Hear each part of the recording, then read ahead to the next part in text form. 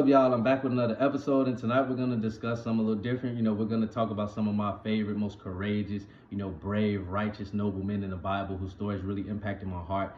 And, really gave me something to strive for and think about. As far as trying to reach a certain standard. So yeah, we're gonna waste no time. We're gonna talk about Noah. Yeah, so we got to take it all the way back to talk about Noah. And Noah's story was very interesting because it came at a time where there was a lot of evil being done on the world. And there's even a verse where God talks about being very repentant of even creating humanity.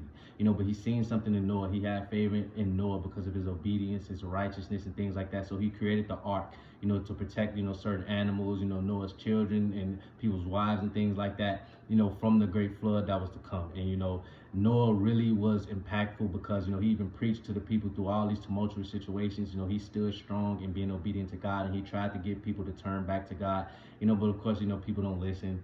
And yeah, Noah was just very important because, he kind of got life preserved, because without Noah and the Noah's Ark and God having favor in Noah, humanity would have been completely wiped out. So yeah, we always got to show Noah some love for the things he did.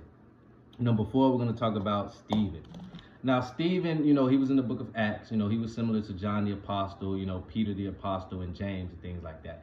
And he was ultimately martyred. He was killed, for calling out the hypocrisy of the Pharisees and the Sadducees and the Israelites and things like that, for their being denying of the Messiah, Jesus Christ.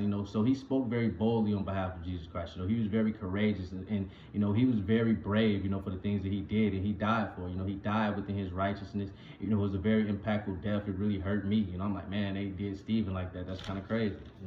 Stephen was just a great man, and he made a very big impact in a very small amount of time. So yeah, we're gonna always show Stephen love and respect, and we're gonna go to John the Baptist next.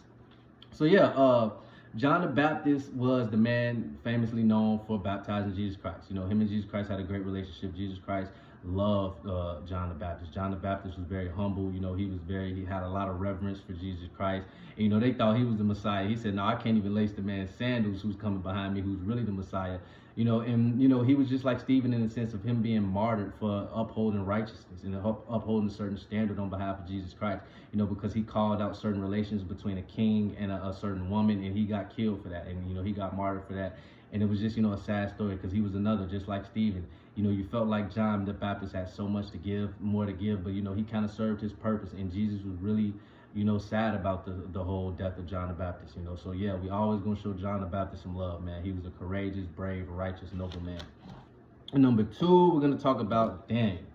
Now, Daniel was just something different. Now, Daniel, you can make a case he was the most faithful, strongest prophet in the Bible just due to how his faith was tested and he always stood strong. Starting with, him and his friends, refusing to eat the king's food. And that's how the Daniel fast come about. And they refused to bow down to the Babylonian gods and whoever they were trying to make them worship and things like that. And within that, God gave him the ability to interpret dreams, and eventually he, adapted, and he kind of was eventually raised up to be a hierarch and official in Babylon. So yeah, Daniel, he was tested through the lion's den. He was tested in so many different ways, along with his friends being tossed in a furnace of fire. And their faith and belief in God is what saved them. And, God had favor with them, and he guided them, and he protected them. And like I say, man, Daniel was just powerful, man. Like, God even gave Daniel the ability to interpret and foresee, political future dealings, and, he just gave Daniel so much in a small amount of time, as far as the book only being like 10 or 13 books, something like that.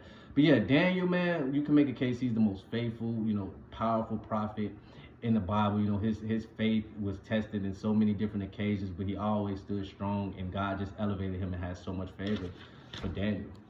And number 1, we're going to talk about baby Joseph. And baby Joseph, he was a lot similar to Daniel, except he was just way before. He was, Jacob's favorite. He was blessed with the ability to interpret dreams, and, his brothers were very jealous of him, and they sold him to the Egyptians, because of their jealousy and things like that. But everywhere Joseph went, God had favor with him, whether if it was being in the prisons, he elevated him up high, from interpreting dreams for people, and whether, because he was thrown in prison because the king's wife, lied on him and said he tried to come on to her, but really she tried to come on to Joseph. And that was another thing. I'm like, man, to be that young at that time, I think Joseph was still a teen. For the king's wife to come on you and you not give in to that, that just showed you how different Joseph was. His faith was just unwavered. He just had it in him. Him and Daniel, you can't find any inequity in these guys, you know, along with John the Baptist, you know, along with Stephen, along with Noah, you know, they're all just, you know, they're just different, you know, as far as their obedience and their faith and how they just always do the right thing